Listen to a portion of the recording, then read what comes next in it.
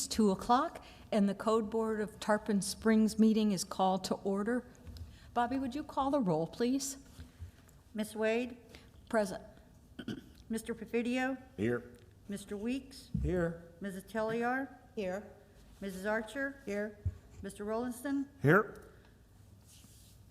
Mr. Absent. Mr. Trask, would you lead us in the I'm invocation? sorry, one more. Dr. Matea, I'm sorry, I apologize, I hesitated. Dr. Matea is there? Yes, thank you. He's here. I'm here. Thank you, I'm sorry about that. Welcome. Nice to meet you. Mr. Trask, if you will give the invocation and lead us in the Pledge of Allegiance, we'd appreciate that. Sure. Our Heavenly Father, send down your blessing on this meeting, the Code Enforcement Board. Give the board members a clear sense of duty and lead them to a faithful discharge of the same. Direct them in their deliberations at this meeting so that all things may be done to the glory of thy name and the welfare of the people of the city of Tarpon Springs. This we pray. Amen. Amen. I pledge allegiance to the flag of the United States of America and to the republic for which it stands, one nation, under God, indivisible, with liberty and justice for all.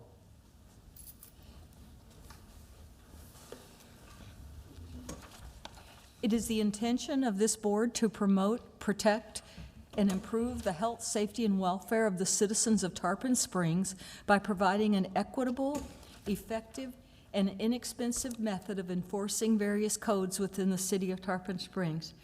Any aggrieved party may appeal a final administrative order of this board to the circuit court. Such appeal shall be filed within 30 days of the execution of the order to be appealed. Florida Statute 286.0105 requires a party appealing a decision of this board to have a record of the proceedings to support such an appeal. The procedure of this board is as follows. First, the city presents its witnesses and exhibits, after which the alleged violator is able to ask the city witnesses any specific questions regarding their testimony. Secondly, the alleged violator is able to make a presentation and present his or her witnesses and exhibits. Then the city can question the alleged violator's witnesses. After both rounds of testimony, both on the part of the city and on the part of the alleged violator, each party is asked to give a closing argument, first by the city and then by the alleged violator. After those three steps are taken, this board will close the public hearing portion of the case to discuss it and take appropriate action. Before we begin the public hearings, we will have all potential witnesses stand and be sworn in by the secretary of the board. Do you swear the testimony about to give us the whole truth, nothing but the truth? I do. Thank you. Thank you. And be sure your cell phones are turned off or silenced. The first agenda item for today has been complied, so we'll move on to number 2. Case number 21-800000634, 40114 U.S. Highway 19 North, Tarpon Square Associates. There's no one here for that case. The city will present. Thank you. My name is Beth Hughes. I'm the FACE Certified Code Inspector for the City of Tarpon Springs. This is case number 21-800000634 for 40114 U.S. Highway 19 North. Exhibit 1 contains all the photographs. Exhibit 2 contains all the notices to include the notice of violation and notice of hearings. Exhibit 3 contains the administrative documents to include the case summary, property appraiser, and tax collector records. Exhibit 4 includes the affidavit of posting and the posting of the sign. All of the photographs and exhibits that were given to the violator are exact copies of what is being presented to the board. All notices were mailed to the property owner of record as determined by the Pinellas County Property Appraiser and Tax Collector databases. All notice of violations and notice of hearings are sent return receipt requested and first-class mail. Madam Chair, please accept all exhibits into the record as evidence. Yes, thank you. Bobby will do so. Yes, ma'am. Okay, we have had contact with the owner by phone. On November 1st of 2021, we received an email stating that a new arcade was opening at this location without a local business tax receipt. On November 2nd of 2021, I conducted the initial inspection. I went inside the open action arcade. The manager and 3 patrons were inside. Kenny is the manager, and it has his phone number. He called the owner, Mr. Gene Myers. I spoke with him by phone and gave him the contact information for planning and zoning in the building department and explained he needed to obtain a local business tax receipt and a conditional use permit. The manager closed the business at 15:25 hours. On November 2nd of 2021, the notice of violation was mailed and the green card was returned signed. We received a phone call on November 9th of 2021 from the owner, he basically called to ask some questions, which we explained what the violations were and how to come into compliance. I did explain to him that as of the day before, which would have been November 8th, that no one had yet gone to the city to apply for the necessary permits nor the local business tax receipt. I explained that at that time that it was not scheduled for a notice of hearing, but that if those items weren't done by the deadline, it would be scheduled for a code board. On November 16th of 2021, I conducted a reinspection. The local business tax receipt was still not in the system, and planning and zoning confirmed no conditional use permit application had been received. The business was closed and locked when I went by the property. On November 19th of 2021, per the building department and planning and zoning department, they still had not received the local business tax application, nor had a conditional permit been submitted. We had not had any further contact from the owner, and some of the arcade machines were still located within the business. On November 19th, the final notice of violation was mailed and the green card was returned signed. On November 30th of 2021, another reinspection was conducted. Again, the local business tax receipt had not been submitted and no conditional use permit had been submitted. So on December 15th of 2021, a notice of hearing was mailed. The only mail we returned back was to the tenant, and it was returned vacant.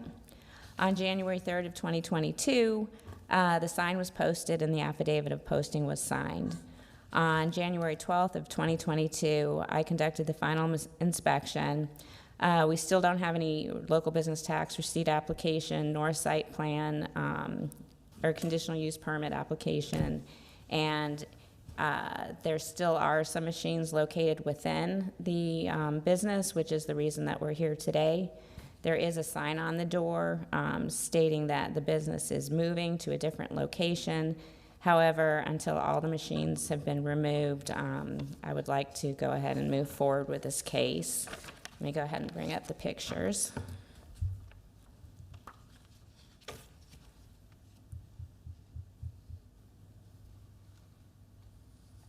Okay.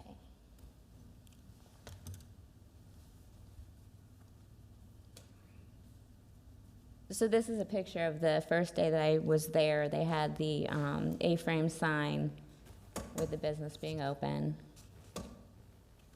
These are pictures of some of the machines that were located on site. More machines. And then this is a picture that I took yesterday showing that a lot of the machines have been removed. However, there still are some machines left. I know that picture isn't very good. It had glare on the glass, but it was locked. No one was inside. And this is a picture of the sign that they have on the window stating that they will be moving to a different location. Again, the reason I'm moving forward is because they still do have some machines in there, so we don't know that no business is being conducted at all. And they haven't done the necessary paperwork to be able to open. And where's my mouse?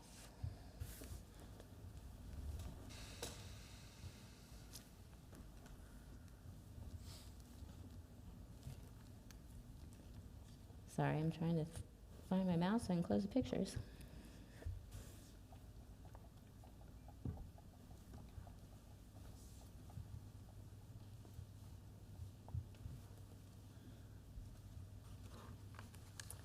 Okay, I'll do that in a second. So basically, in summary, I would like to find the property in violation of City Code 25.12, which is the Highway Business District violation code, and also in violation of City Code 11-3, the local business tax receipt. And additionally, if you do have any questions regarding on conditional use permits and why they're required, I do have Pat from Planning and Zoning available to answer those questions for you. So if you would like me to call her to testify, I'd be certainly happy to do that. So the owner of the building gets the notice and the fine because he has allowed someone into his space that wasn't? Yes, so the tenant has been receiving notices as well as the owner of the plaza where the business is located. But the owner is the one that's at fault, basically. They'll be responsible, yes, ma'am. Did anyone want me to call Pat to testify from Planning and Zoning? I think that'd be a good idea. I understand the case. Does anybody else? And Well, is the although we're business calling this open an now or arcade, not? So every time I've been by, it has not been open, but there still are machines inside, and that's the reason why I'm bringing it forward to finish it until everything's been removed or they do what they would need to do to have the business here in Tarpon Springs. You have no way of knowing for sure that they're not opening at an off time and letting people Yes, in. ma'am. That's it. and although we're calling them arcade games, we know that they're adult. We don't know that. The only thing I do know is that those type of games would require a conditional use permit per the city code, and so that's why that was cited. Yes. Those are more like gambling machine, like a fruit machine or Pseudo, gambling machine, yeah. Yeah. You win prizes Right, instead. it's not, they're not pinball, or like the They're not museum pinball. thing. Yeah, it's not pinball. Again, honestly, I'm not sure exactly how they're operating. I just contacted Planning and Zoning. I was told that type of business would require a conditional use permit. What does a conditional use permit do for them? What does that mean exactly? So basically, any zone, you have permitted uses and you have conditional uses. Okay. So if you're going to do a use that isn't outright permitted, you have to do the conditional use permit to get it approved before opening that business. I got it. And Pat, did I answer that properly? Yes. Would anybody like to make a motion? Or do you have further questions?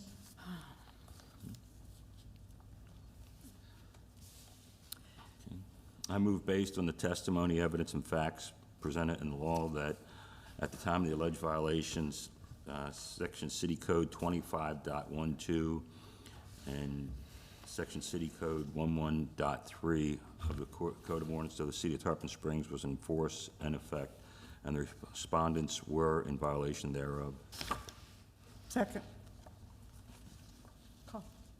Call for a vote, Bobby? Dr. Matea? Aye. Mr. Rolliston? Yes. Mrs. Archer? Yes. Mrs. Telliar? Yes, Mr. Weeks? Yes. Mr. Perfidio? Aye. Ms. Wade? Yes. Your motion carries. And then we'll follow that with a second motion. I move that the respondents shall have until, today's the 13th, until 10 February to bring the property in compliance with City Code Sections 25.12 and City Code 11.3, or suffer a fine of $100 per day for each day thereafter the respondents will remain in violation of said code sections. I second. Bobby, roll call, please. Dr. Matea? Aye. Mr. Rolliston? Yes. Mrs. Archer? Yes. Mrs. Telliar? yes, Mr. Weeks? Perfidio? Yes. Ms. Wade? Yes. Motion carries. On your agenda, item 3, case number 21-8000659. The address is 644 Baynard Drive. The owner's listed as Jared Preston Deck. Sounds good. No one is here for that case. City will proceed. Okay. My name is Beth Hughes, the FACE Certified Code Inspector for the City of Tarpon Springs. This is case number 21-800-00659 for 644 Baynard Drive. Exhibit 1 includes all the photographs. Exhibit 2 are all the notices, to include the notice of violation and notice of hearings. Exhibit 3 includes the administrative documents, to include the case summary, property appraiser, and tax collector records. Exhibit 4 contains the affidavit of posting and a copy of the sign. All of the photographs and exhibits that were given to the violator are exact copies of what is being presented to the board. All notices were mailed to the property owner of record as determined by the Pinellas County Property Appraiser and Tax Collector databases. All notice of violations and notice of hearings are sent return receipt requested and first-class mail. Madam Chair, please accept all exhibits into the record as evidence. Yes, Bobby will do so, please. Thank you. Yes, ma'am. Okay, so we have had contact with the owner by phone. On November 22nd of 2021, I conducted an initial inspection. There was a pile of vegetative debris in the right-of-way, and there were 2 recreational vehicles not parked per city code. They were located in the front yard.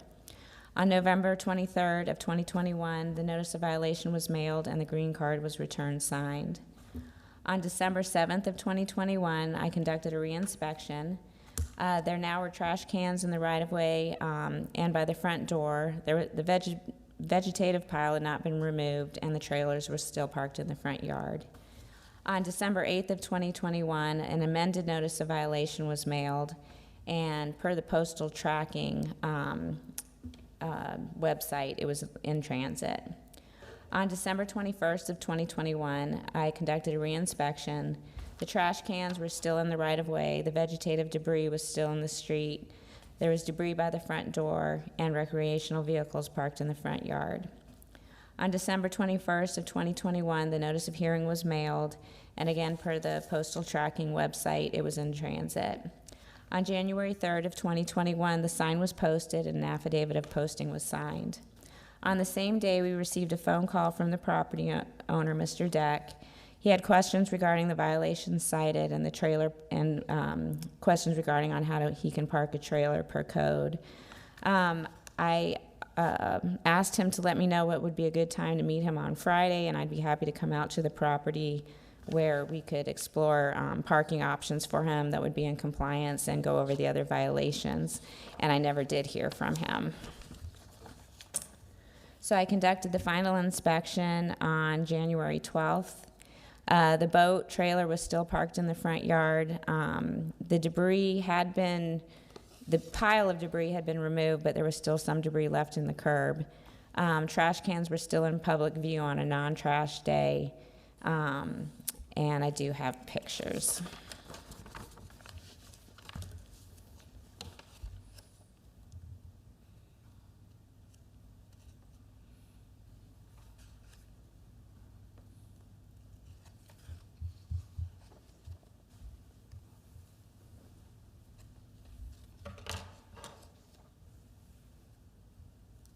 Do you also want to pass the packet around?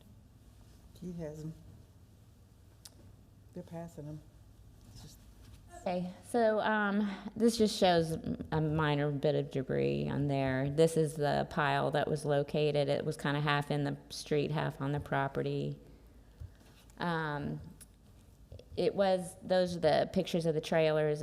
There was a jet ski and then a boat trailer, and then you can see the trash cans in public view. Again, the trailers.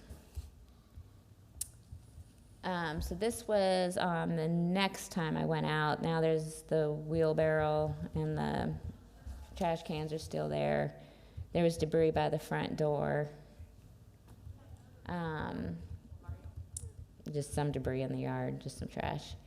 So again, the next time I went out, there was still the debris pile. And then the last time I went out, the only thing that was left for debris in the yard, vegetative-wise, was a couple of logs.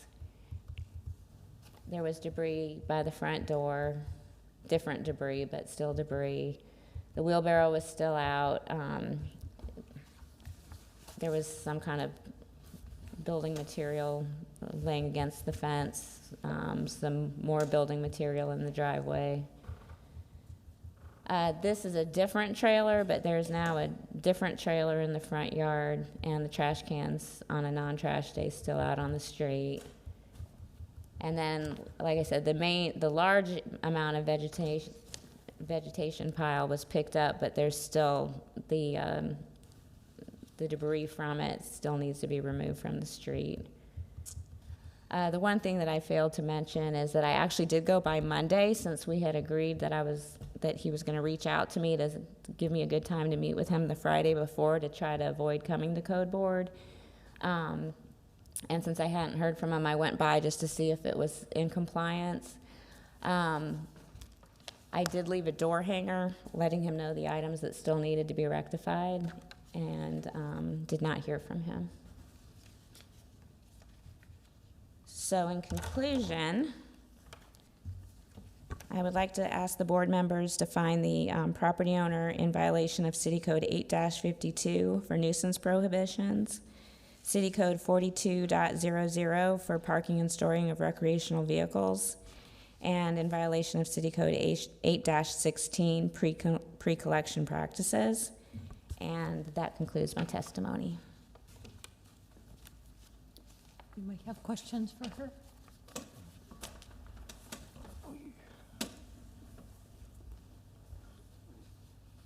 If nobody has questions, would anyone like to make a motion? I move based on the testimony, evidence, and facts presented in the law, all at the time of the alleged violations, section 8-52 of the City Code, 42.00 of the City Code, and 8-16 of the City Code of Tarpon Springs was in force in effect, or were in force in effect, and the respondent was in violation thereof. Second. Roll call, please. I'm sorry, who? Mr. Perfidio. Oh, Mr. Sorry, Perfidio. thank you, sir, sorry about that. Dr. Matea, Aye.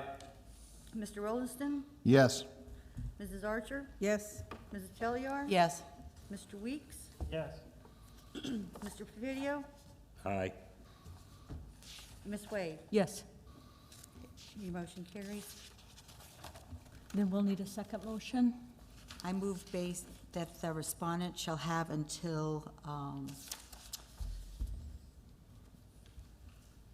February 11th of 2022 to bring the property into compliance of City Code 8-52, City Code 42.00, and City Code 8-16, or suffer a fine of $50 per day thereafter, that the respondent remains in violation. Second. Roll call, please.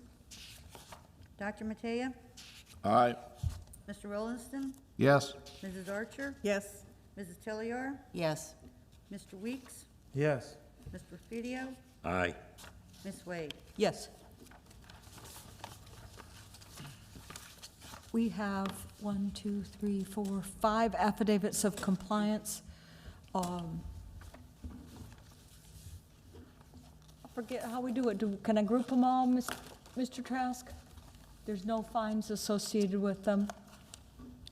Yes, there's no prosecution costs either. Well, there should be fines associated with them, or could be, but there's no prosecution costs, so you could do them all in one motion. Just make sure that we reference either the agenda item or the case number. Can I give all the case numbers ahead? Or whoever's making the motion needs to do that? Either way is fine. I'll read them all, and then y'all can make a motion. This is for case number 18-800000113, case number 20-800000684, case number 18-800000351, case number 21-800000305, and case 21-800000637. We're going to group those all together, and I'll ask for a motion, please. I move to accept the affidavit of compliance. Second. All in favor? Aye. Aye. Any opposed? Aye. We have 2 items of old business, both of which are fine reduction requests. Can I just make sure that I heard an aye late down there? Was it all in favor of the motion, or was there one opposed? Raise your hand if you were in favor of the previous motion, And if you were opposed, if you were Mike? opposed to the previous motion. Mike? What's that mean? For or against? Were you opposed or in favor? I'm in favor. Okay, that's what I want to make sure. I'm sorry that I thought so, but it was just a late aye. Yeah. So just for the record, it was unanimous vote. Okay, thank you. Thanks for confirming that for us. On the fine request, the first one is regarding item 20-800000684. You remember it was from 1639 Sea Breeze Drive. You've all received backup information on this.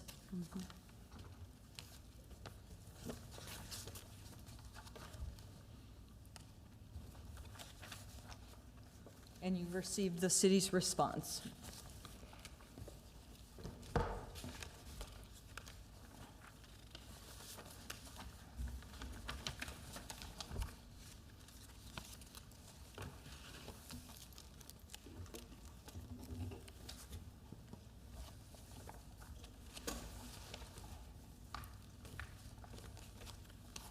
If anyone's ready to make a motion regarding this case? I move that we decline the fine reduction. Making any fine. I move to not make any fine reduction.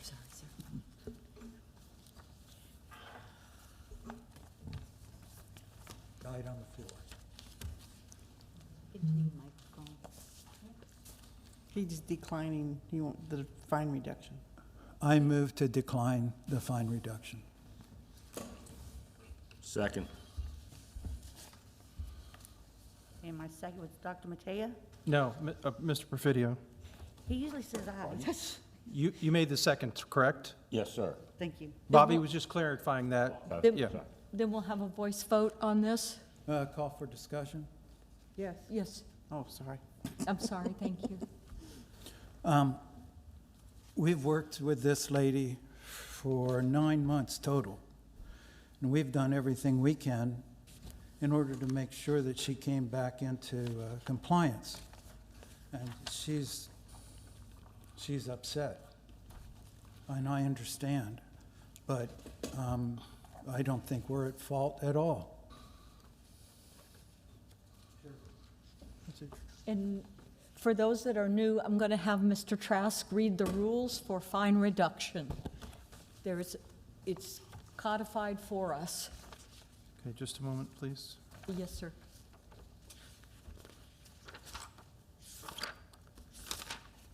Okay, I'm reading from your rules of procedure.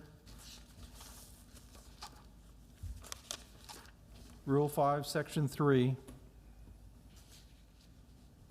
Let me get to the right one. Sorry, Rule 5, Section 4. After a fine has been imposed by the board and within 60 working days after the affidavit of compliance has been accepted by the board, a violator may petition for reduction of fine. The petition must be in writing, signed by the violator, and must include a copy of the affidavit of compliance executed by the code inspector. The petition must include conclusive evidence showing extreme or undue hardship in the payment of the fine, or preventing the violator from coming into compliance within the time period established by the board's order.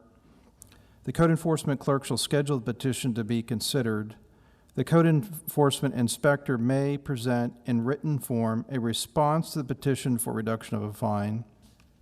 The board shall make its determination based solely on the violator's written petition and the code enforcement inspector's written response.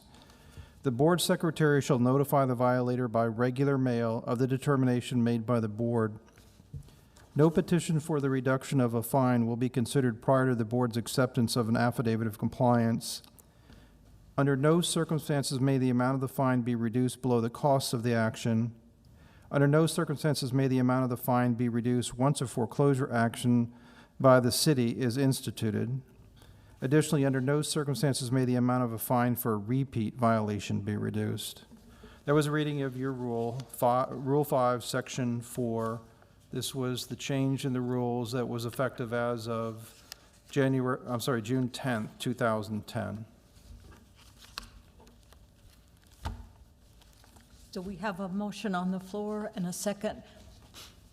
So we'll call for a roll call, please, Bobby. Okay. Dr. Matea? Aye. Mr. Rollinson? Yes. Mrs. Archer? No. Mrs. Telliar? No. Mr. Weeks? Yes. Mr. Video? Aye. Ms. Wade? Ms. Wade? I know. I'm thinking. sorry, I apologize. Okay. Aye. Motion carries 5-2.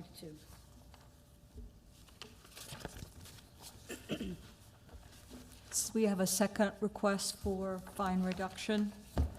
This will be case number 20-8000116, 1629 Grandview Boulevard, and the name is Henry Smith. Did we get information on that one? Did You've you want me also- to explain this one at all, or It would help. if I'm allowed, Mr. Trask, am I allowed to explain my memo? Yeah, it's not a fine reduction request. It's basically an extension of date request. So yes, you can do an explanation. It's not limited solely to the written petition. I treat this as differently because he's just asking for a date extension versus another fine reduction. Okay, Yeah. thank you for clarifying that. Please give us some Sure. information. Thank you. So basically, what had happened is this had come before the code board. The fine reduction to $9,000 had been approved, and as you know, the board order when a fine reduction is approved usually says it has to be paid within 60 days. The order was mailed to the correct address of record. However, the owner had moved. And Mr. Trask had done some research and had discovered that basically in March 15th of 2021 is when the property had sold, which was just shy of the 6 months of when they forward mail. So basically, he reached out to us not just a couple weeks ago. His email is attached. He was unaware, he states, that the fine reduction had been made and was required to be paid within that 60 days. So after looking at the dates and Mr. Trask's research on the date of the sale, my personal recommendation is that we go ahead and accept it as long as he pays it within the 30 days of this hearing. He does understand that. If you do allow that he is to pay it within 30 days and has agreed that he will do that. Do you have any other questions from what I just stated? So we're going back to the original fine, so it's not exactly a fine reduction. We're confirming the original fine. And I just want to make clear, whoever makes a motion, that if this payment isn't made, we're going right back to this $20,000. I'm not even sure what the original fine amount was, but he did get it approved to be reduced to the $9,000. And so, yes, ma'am, I'm asking that as long as it's paid within 30 days, that it remains at the $9,000 that had been approved at the previous code board hearing. And if not by the 30 days, it goes to 20,000. It would revert back to the original amount. Which it already has. In theory, it has. Theory, it has. Yes. So we need to make our motion pretty clear. Whoever would like to make that motion. So I move that he has 30 days, so February 14th, to pay the $9,000, or it will revert back to a $20,000 fine. Second. Either one of them you can put down for a second. Okay, very good. And roll call, please. We'll do a roll call on this one. Dr. Matea? Did you have Hold on, another? I'm trying to get a clarification of what we're dealing with here. Is this case 116? Yes, 8,116? yes. So just for clarity's sake, on the floor, there is a motion to extend the payment date on a fine reduction of $9,000 until February 14th, 2022. It was already reduced to $9,000, but it had not been paid within the 60 days because he did not receive the actual board order. So the motion is to extend it an additional 30 days to make payment of $9,000 by February 14th, 2022. So if you vote in favor of it, that 30-day extension will be given. As long as he pays, it'll be paid in full. Very good. Thank you. You're welcome. Any other questions? Then we'll continue with roll call, please. Dr. Matea? Yes. Mr. Rollinston? Yes. Mrs. Archer? Yes. Mr. Kellyar? Yes. Mr. Weeks? Yes. Mr. Perfidio? Aye. Ms. Wade? Yes. Motion carries.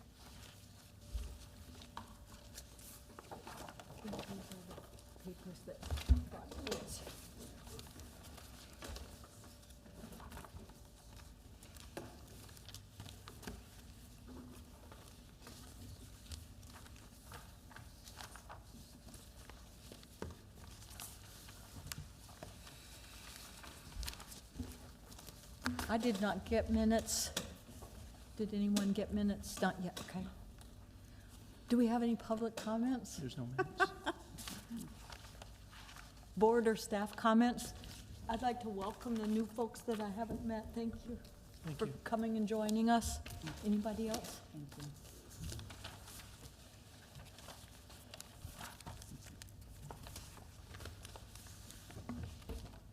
Meeting is adjourned. Wow, record. 2:37.